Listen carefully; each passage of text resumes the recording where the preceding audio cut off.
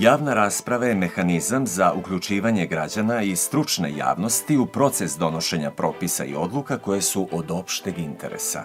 Učešće javnosti u odlučivanju, bilo da se radi o formulisanju i usvajanju propisa, strategija budžeta, čini osnovu demokratskog društva i transparentnog odnosa organa vlasti.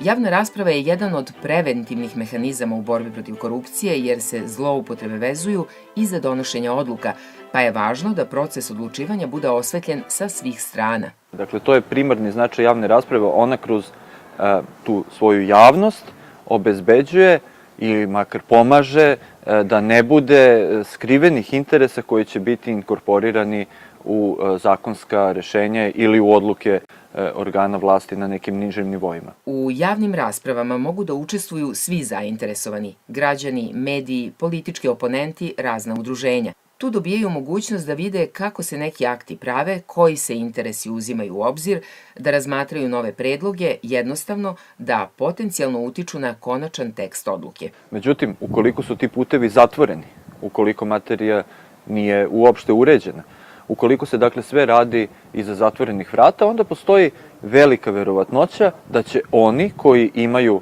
lakši pristup organima vlasti, bilo na osnovu svog novca, na osnovu prijateljskih, partijskih ili kakvih drugih veza, obezbediti za sebe promociju interesa koji su partikularne prirode, koji idu samo njima u korist, a ono što je javni interes ili interes, da kažemo, najvećeg broja ljudi, neće biti zadovoljeno. Jedan od primjera kako građani mogu da utiču na donošenje odluka koje se tiču njih je i javna rasprava u Subotici povodom nacrta plana generalne regulacije centra grada.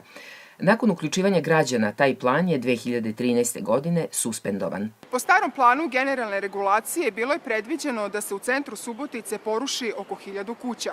Međutim, građani, odnosno vlasnici tih kuća, udružili su se i uticali na gradske vlasti da odbace plan. Mi smo se koliko toliko organizovali jer svi imamo svoju muku i muka nas je naterala da odemo tamo. Drugačije ne bi mi išli nikako. Da njega nije bilo, mi ne bi ni znali za tu sednicu, pravo da vam kažem, ni za taj plan. Ja sam ovde rođen, tu sam odrastao, mi smo tu naučili ovako da živimo kako živimo, sa ovim stilom života i sad su napravili neki novi urbanistički plan po čemu hoće da menjaju kompletno izgled grada. Hoće neke bulevare da prave, hoće neke spratne zgrade, ono prizemlje, 4 sprata plus protkovlje. Mislim, to stvarno nema smisla za ovaj predeo. Meni je ovde prelepo, meni će biti jako žao ako će se to rušiti. Evo, podsjetit ću vas, stari Rim, Atina, pa Budimpešta. Ostale su one 100-godišnje kuće, a su renovirane.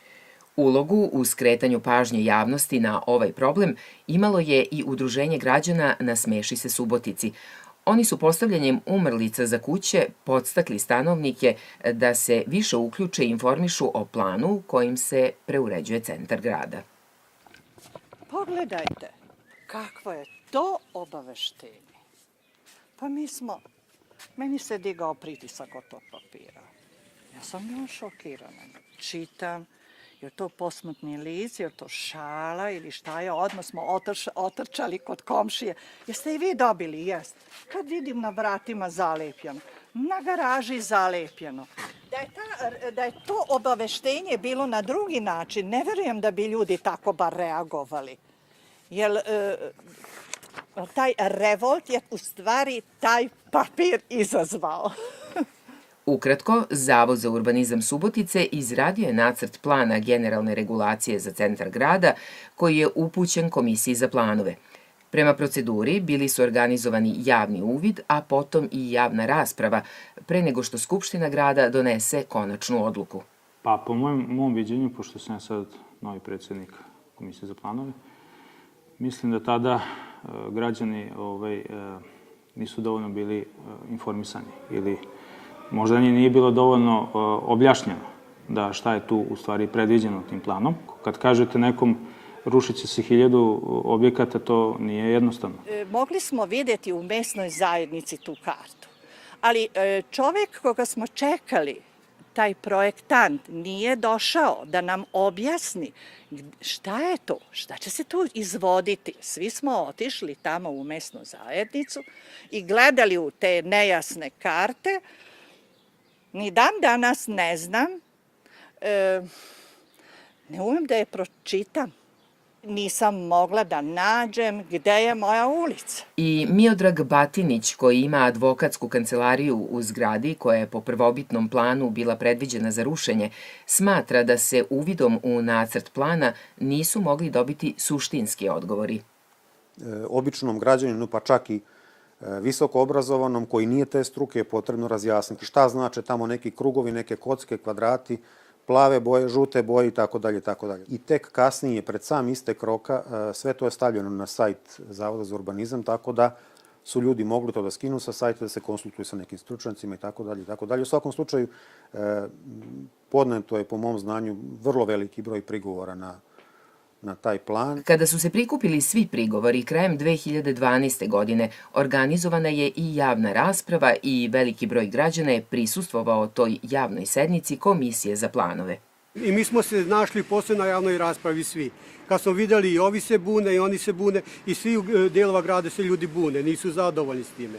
Jer oni kad su izgradili generalni urbanistički plan, nas nisu pitali. Oni kažu samo obavistili smo vas preko novina i preko štampe. Ali šta je to nama kad smo mi nepismeni sa te strane? Mi plaćamo porez, oni od naših prihoda, ono što im dajemo, od toga žive. Oni treba da budu servis nas građana, a ne oni nama da određuju način i stil života kako ćemo živeti.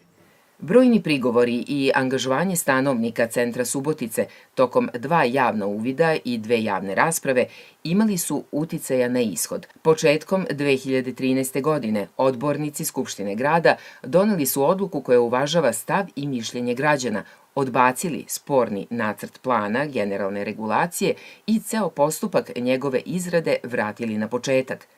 Smenjeni su i svi članovi Komisije za planove i izabrani su novi. Svakako će da ćemo sagledati primedbe građana i udubiti se to. Više se truditi to da javnost bude informisana, jer i sada u ovoj komisiji sede kolege koji imaju i po 30 godina radnog staža kao urbanisti, planeri i arhitekte i mi mlađi kao konstruktivci. Tako da ćemo mi u budućnosti uvek sagledati njihove potrebe.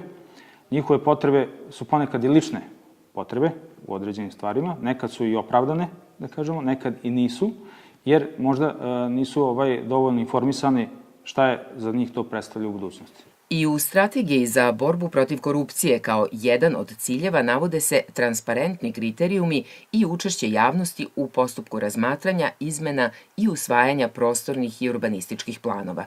Nakon uspešne javne rasprave, u Zavodu za urbanizam su doneli odluku da prilikom izrade budućih planova uključuju više mišljenja građana. Zašto je to važno?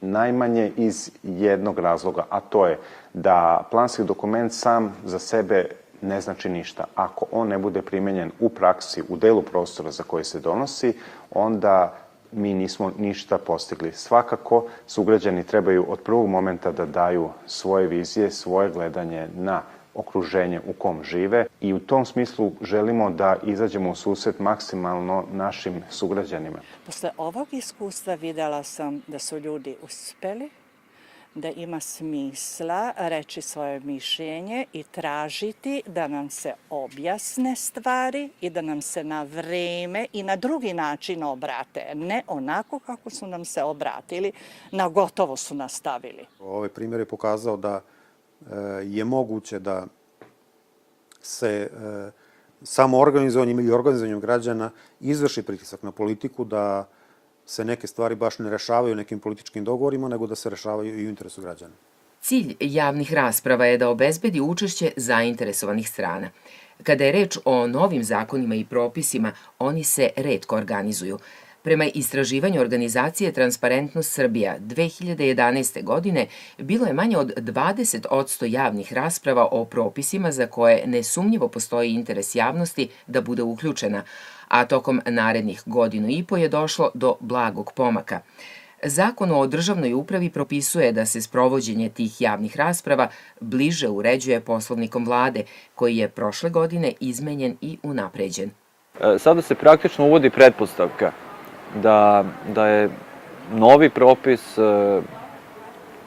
nešto što građane zanima i da bi trebalo organizovati javnu raspravu, a onaj ko priprema propis unutar vlade treba to pred vladinim telima da obrazloži ako smatra suprotno. Jer sada je recimo uređeno da se javna rasprava mora organizovati tako da se objavi nacrt na internet stranicama i ministarstva i portala e-uprava, da se moraju u određenom periodu primati komentari i tome slično. Potrebno je da ta poboljšanja na normativnom planu dostignu punu primjenu i u praksi.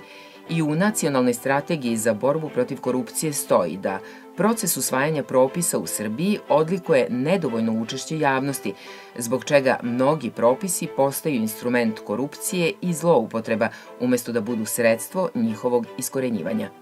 Javna rasprava je mehanizam za uključivanje građana i stručne javnosti u proces donošenja propisa i odluka koje su od opšteg interesa.